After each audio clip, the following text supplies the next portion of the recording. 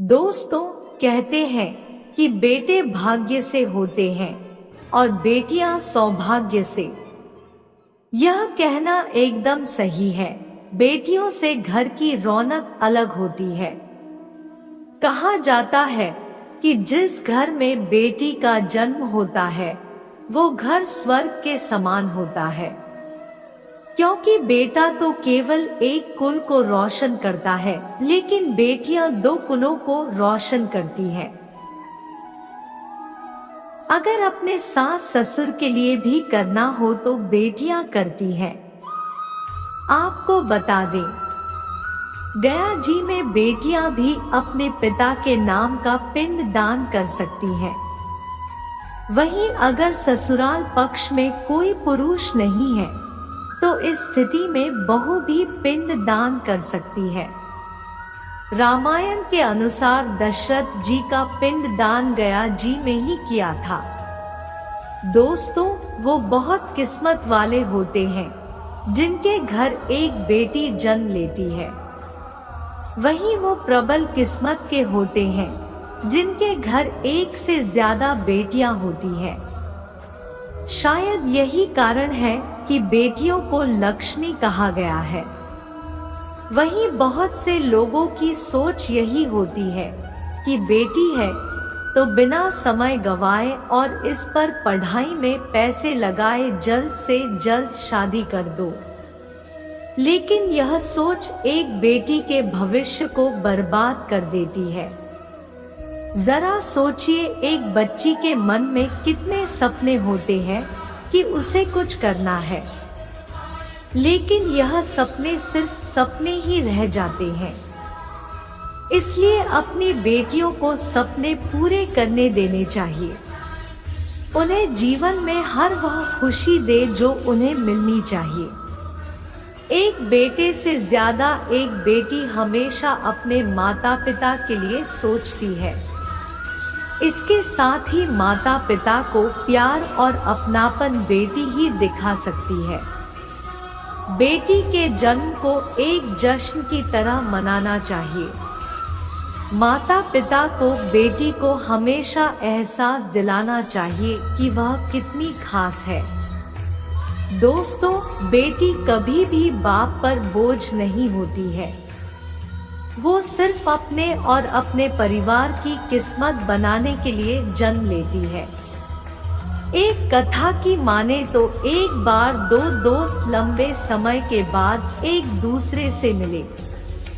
एक दोस्त ने दूसरे से उसके हाल पूछे तो जवाब में उसने कहा कि मेरे हाल तो एकदम बढ़िया है, और हो भी क्यों न मेरे दो बेटे जो हैं।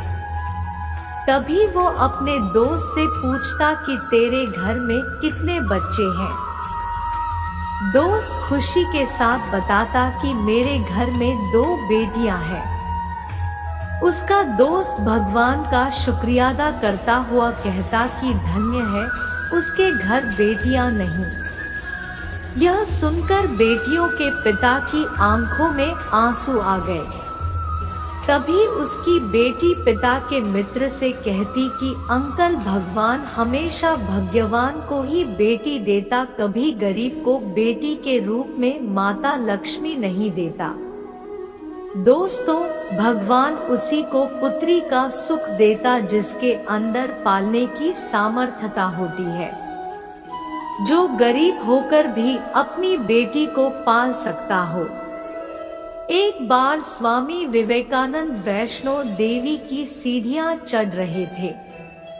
बगल से एक किसान अपनी बेटी को कंधे में बिठाए चढ़ाई चढ़ रहा था। तभी स्वामी विवेकानंद ने कहा कि बाबा, आपकी बेटी का बोझा आपको लग रहा होगा, इसको मैं उठा लेता हूँ और माता वैष्णो के दरबार तक लिए चलता हूँ। तब किसान ने स्वामी विवेकानंद से कहा कि बेटी कभी भी बाप के कंधे पर बोझ नहीं होती। बेटियां अगर बाप के कंधे पर हो तो वो हर बोझ को हल्का कर देती हैं। दोस्तों, बेटियां कभी भी धन की भूखी नहीं होती है। वो सिर्फ मान और सम्मान की भूखी होती है। अब सोचने वाली बात है कि कौन से कर्म के बाद आप किसी के घर लड़की के रूप में जन्म लेते हैं और उनके घर के लिए लक्ष्मी का रूप साबित होते हैं।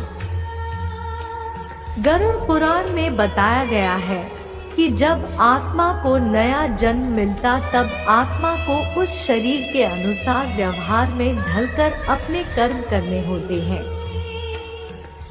शरीर के जरिए कर्म करके ही एक आत्मा अपने जन्म के उद्देश्य को सार्थक भी बना सकती है और निरर्थक भी। अगर कोई पुरुष महिलाओं का आचरण करता है, स्वभाव में महिलाओं वाली आदतें ले आता है या वही काम करना चाहता है जो एक महिला को करना चाहिए, तो ऐसे पुरुषों की आत्मा अगले जन्म में स्त्री का शरीर धारण करती है। वहीं गरुड़ पुराण में बताया गया है कि यदि कोई व्यक्ति मृत्यु के अंतिम क्षण में किसी स्त्री को याद करते हुए प्राण त्यागता है तो वो अगले जन्म में स्त्री के रूप में जन्म लेता है। वहीं अगर वो अंतिम क्षण में परमेश्वर का नाम लेता है तो वो मुक्ति के मार्ग पर अग्रसर हो जाता है।